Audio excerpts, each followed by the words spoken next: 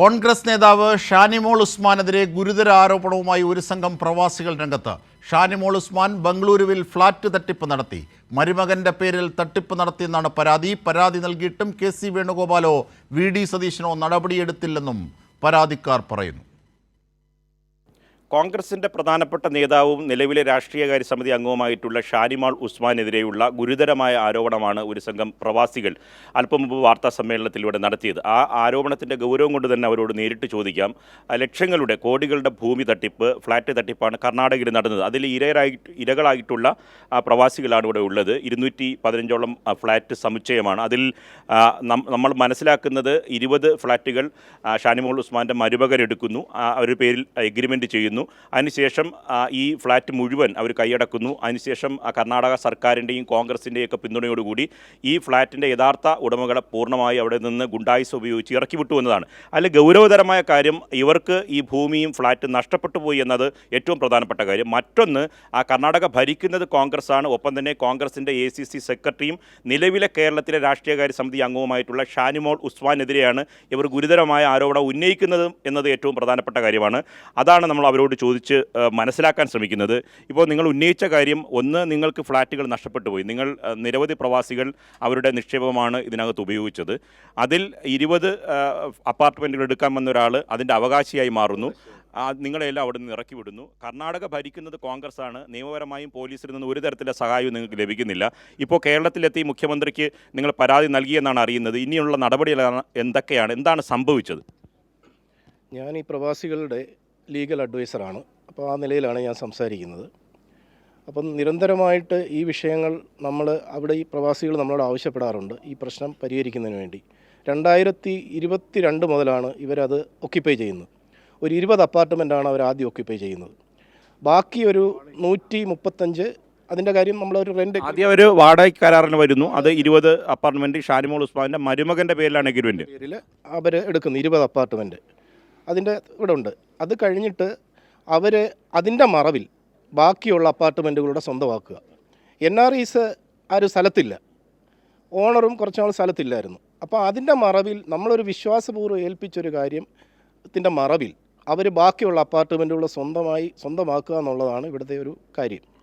കാരണം അത് ഇന്നത്തെ വില അനുസരിച്ച് ഒരു 100 കോടി രൂപയ്ക്ക് മേളിൽ അതിന് വിലയുണ്ട്. 100 കോടി രൂപ വിലയുള്ള ഈ അപ്പാർട്ട്മെൻറ്റ് വെറും എഗ്രിമെൻറ്റിൻ്റെ പുറത്ത് റെൻറ്റ് പോലും തന്നിട്ടില്ലെന്നുള്ളതാണ്. അതായത് ഈ അഡ്വാൻസ് ഇല്ല, നത്തിങ്. അതായത് 100 കോടി രൂപയുടെ സ്വത്ത് അവരടിച്ചെടുക്കാൻ ശ്രമിക്കുന്നത്.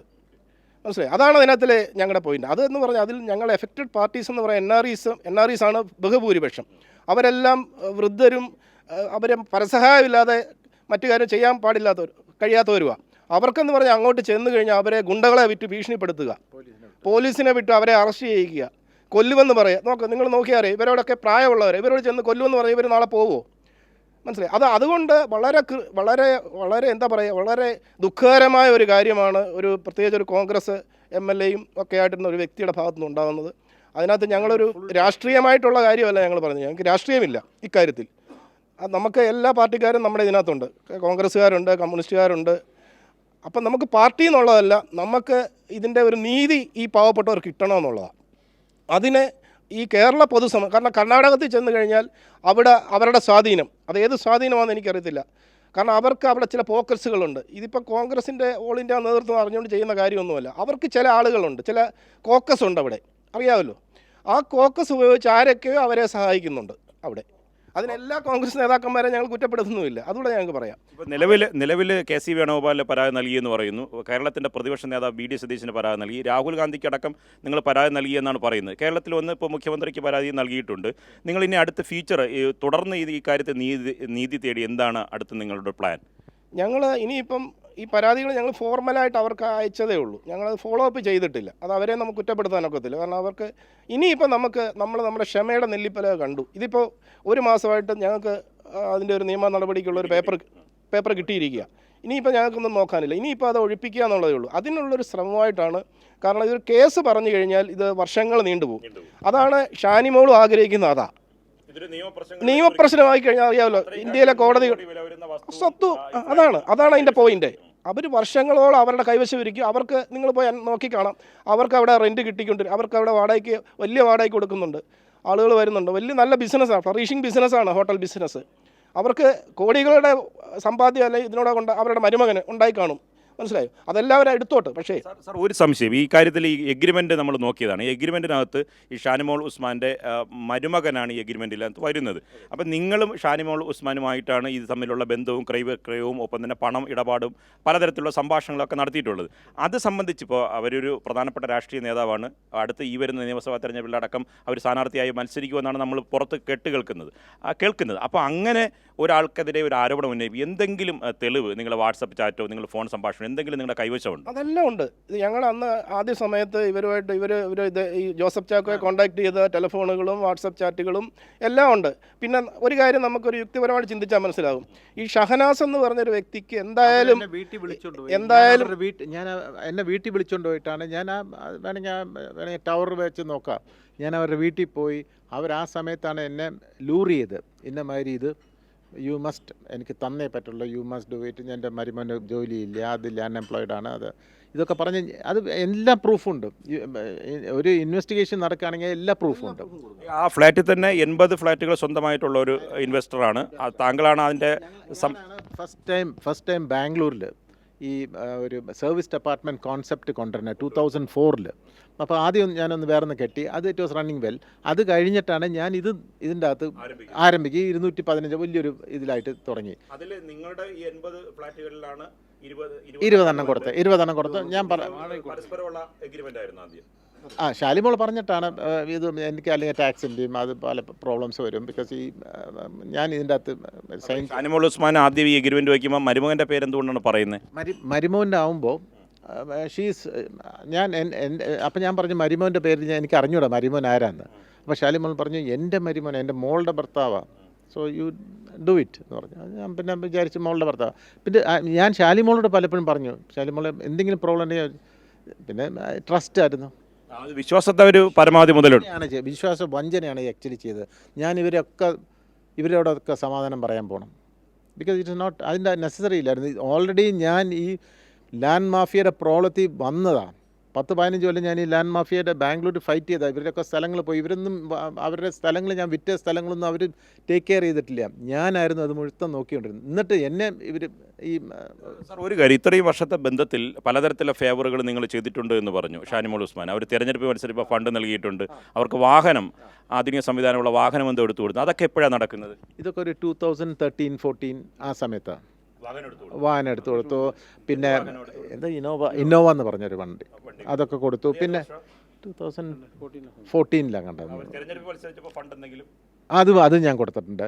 പലപ്പോഴും അത് എല്ലാവരും കൊടുക്കണ മാതിരി തന്നെ ഞാനും കൊടുത്തിട്ടുണ്ട് എവരിത്തിങ്. പക്ഷേ നല്ലൊരു എമൗണ്ട് കൊടുക്കും. ഞങ്ങൾ ഈ റിയൽ എസ്റ്റേറ്റ് ലാൻഡ് ഡെവലപ്പേഴ്സും ബിൽഡേഴ്സുമാണ് ഞങ്ങൾ. നിയമപരമായും മറ്റു തരത്തിൽ രാഷ്ട്രീയപരമായ പിന്തുണ അവർക്ക് ACC-യിലൊക്കെ ബന്ധമുള്ളത് കൊണ്ട് തന്നെ ലഭിക്കുമെന്നൊരു പ്രതീക്ഷ. ആ ഒരു സാധാരണ ബിക്കോസ് ആ പോസ്റ്റ് ഉണ്ട്. പിന്നെ എന്നോട് എന്നോട് പറയണ രാഹുൽ ഗാന്ധി ഡയറക്റ്റ്ലി എന്നെ വിളിച്ചുകൊണ്ടിരിക്കാൻ എല്ലാം. അപ്പം ഞാനും കേട്ടിട്ടുണ്ട്, എന്നോട് പറഞ്ഞ ലൗഡ് സ്പീക്കർ ഈസ് ഡയറക്റ്റ്ലി. അപ്പം വി ആർ ഇംപ്രസ്ഡ്. ഞാനൊരു ബിസിനസ്മാനാണ്, ചെറിയൊരു ബിസിനസ്മാനാണ്. നിങ്ങളെ സമീപിക്കുമ്പോൾ തന്നെ ഈ ഭൂമിയിലും ഫ്ലാറ്റിലും കണ്ടോണ്ടായിരിക്കും, അത് ബോധപൂർവ്വം പ്ലാൻ 100% അത് ഞാനിപ്പോഴാണ് മനസ്സിലാവണം. That I have been cheated. I was cheated, completely cheated. ഞാൻ ഇത്രയും കഷ്ടപ്പെട്ട് ഞാൻ ഒരു ബിസിനസ്സൊക്കെ ചെറുതായിട്ടൊക്കെ ചെയ്ത് ഐ മേഡ് പല ലേഔട്ട്സ് ഉണ്ടാക്കി. എല്ലാം ഞാൻ മിക്കവാറും NREs-നാണ് കൊടുത്തിരിക്കുന്നത്. അപ്പം ഞാൻ ഇപ്പോൾ ഇവരോട് സമാധാനം പറയണം, അകത്ത് കയറാൻ പറ്റില്ല എന്ന് പറയണം. കുറേ പേര് ഫെഡപ്പായിട്ട് അവരങ്ങോട്ട് വിറ്റു. ഈ 3 കൊല്ലം കഴിഞ്ഞ് ഫെഡപ്പായിട്ട് അവരങ്ങോട്ട് ചീപ്പ് റേറ്റിന് അങ്ങോട്ട് കൊടുത്തു. പിന്നെ അതും നോക്കുമ്പോൾ ആ ബയറിനെ കൊണ്ടുവന്ന് ബയർ പറയണ എനിക്കതിൻ്റെ അകത്ത് കയറാൻ പറ്റില്ല, I am be cheated by ഞാൻ ചീറ്റ് ചെയ്ത മാതിരി ബയർ പറയണം. ബിക്കോസ് ഞാൻ വിചാരിച്ചില്ല ഇത്രയും സ്ട്രോങ് ആയിട്ട്. എന്നിട്ട് വൈറസ് ഇഞ്ചക്ഷൻ ഓർഡർ എടുത്തുകൊണ്ട് വന്നു. എന്നിട്ട് അതിൻ്റെ അകത്ത് കയറുന്നുണ്ട് ബയർ ഒരു തമിഴന്മാരാണ്. അവർ കയറാൻ നോക്കുമ്പോൾ അവരെയും സമ്മതിക്കുന്നില്ല. ഇഞ്ചക്ഷൻ ഓർഡർ എടുത്ത് അവനെ പിടിച്ച് മാൻ ഹാൻഡിൽ ചെയ്തു. അപ്പോൾ അവർ നാച്ചുറലായിട്ട് കോടിക്കണക്കിന് കുറച്ച് ഫ്ലാറ്റുകൾ മേടിച്ചിട്ടും അവർ ഞാനാണ് ഡയറക്റ്റ്ലി ടാർഗറ്റ്. തീർച്ചയായും അതിൽ കോടിക്കണക്കിന് രൂപ, ലക്ഷക്കണക്കിന് രൂപ ഇൻവെസ്റ്റ് ചെയ്ത പ്രവാസികളാണ്. അത് പലതരത്തിൽ ഈ നേരത്തെ തന്നെ പറഞ്ഞതാണ്, ഈ വലിയ തരത്തിൽ മണലാരണ്യത്തിൽ ജോലി ചെയ്ത് പ്രവാസികളായിട്ടുള്ളവർ അവരുടെ ഒരു പണം വലിയൊരു തുക ഇൻവെസ്റ്റ് ചെയ്തു. അത് രാഷ്ട്രീയ സ്വാധീനം ഉപയോഗിച്ചുകൊണ്ട് കർണാടക ഭരിക്കുന്നത് കോൺഗ്രസ് ആണ്. ആ ഒരു ഗുണ്ടായുസ് ഉപയോഗിക്കുന്നു. പോലീസിനെ പൂർണ്ണമായി അവർ കൈവശപ്പെടുത്തുന്നു. അവർ വാർത്താസമ്മേളനത്തിൽ പങ്കെടുത്ത പ്രവാസികളാണ്. അവർക്കെല്ലാം അവിടെ ഫ്ലാറ്റുകളുണ്ട്. 80 ഫ്ലാറ്റ് ഉണ്ടായിരുന്ന ഇൻവെസ്റ്ററാണ് ആദ്യം പറഞ്ഞത്. ഒപ്പം തന്നെ നിയമസഹായം അവർക്ക് നൽകുന്നയാളാണ് പറഞ്ഞത്. പക്ഷേ ഇതിൽ ഏറ്റവും പ്രാധാന്യമുള്ളത് ഇക്കാര്യങ്ങളിൽ കോൺഗ്രസിൻ്റെ സംസ്ഥാന ലീഡർഷിപ്പ് മറുപടി പറയണം, ദേശീയ നേതൃത്വം മറുപടി പറയണം. ഷാനിമോൾ ഉസ്മാനെ പോലെ ഒരാൾ ദേശീയ നേതൃത്വത്തിൽ നിന്ന് പ്രവർത്തിച്ചതാണ്. അവർ രാഹുൽ ഗാന്ധിയെ പോലെ ഒരാളുടെ പേര് പോലും ദുരുപയോഗം ചെയ്തിട്ടുണ്ട്, അവരോട് പറഞ്ഞിട്ടുണ്ട്, ബന്ധങ്ങൾ ഉപയോഗിച്ചിട്ടുണ്ട്. കേരളത്തിലെ രാഷ്ട്രീയകാര്യ സമിതി അംഗം കൂടിയാണ് ഷാനിമോൾ ഉസ്മാൻ. അവരിപ്പോൾ ഇവരെല്ലാം ഈ നീതി തേടി സംസ്ഥാനത്ത് വന്നത് അവിടെ നിന്ന് കോൺഗ്രസ്സാണ് ഭരിക്കുന്നത്. അവിടെ അവരുടെ രാഷ്ട്രീയ ബന്ധങ്ങളെല്ലാം ഉപയോഗിക്കുന്നു, പോലീസിൻ്റെ ബന്ധം ഉപയോഗിക്കുന്നു. ഒരു തരത്തിൽ നീതി കിട്ടുന്നില്ല. അതുകൊണ്ട് ഇനി ഈ കാത്തിരിക്കാൻ കഴിയില്ല. ക്ഷമയുടെ നെല്ലിപ്പടിക കണ്ടു കഴിഞ്ഞു. അതുകൊണ്ട് ഷാനിമോൾ ഉസ്മാൻ്റെ ആലപ്പുഴയിലെ വീട്ടിലേക്ക് മാർച്ച് ചെയ്ത് ധർണയിരിക്കുമെന്നാണ് അവർ വാർത്താ സമ്മേളനത്തിൽ പറഞ്ഞത്. വളരെ ഗൗരവതരമായ കാര്യമാണ്. വസ്തുതകൾ ഇനി പുറത്തു വരേണ്ടതുണ്ട്. പക്ഷേ ഒരു കാര്യം ഇക്കാര്യത്തിൽ കോൺഗ്രസിൻ്റെ ലീഡർഷിപ്പ് മറുപടി പറയേണ്ടതുണ്ട്. ക്യാമറാമാൻ ആശ്രയ്ക്കൊപ്പം നിർമ്മൽ ചക്രവർത്തി, കൈരളി ന്യൂസ്, തിരുവനന്തപുരം.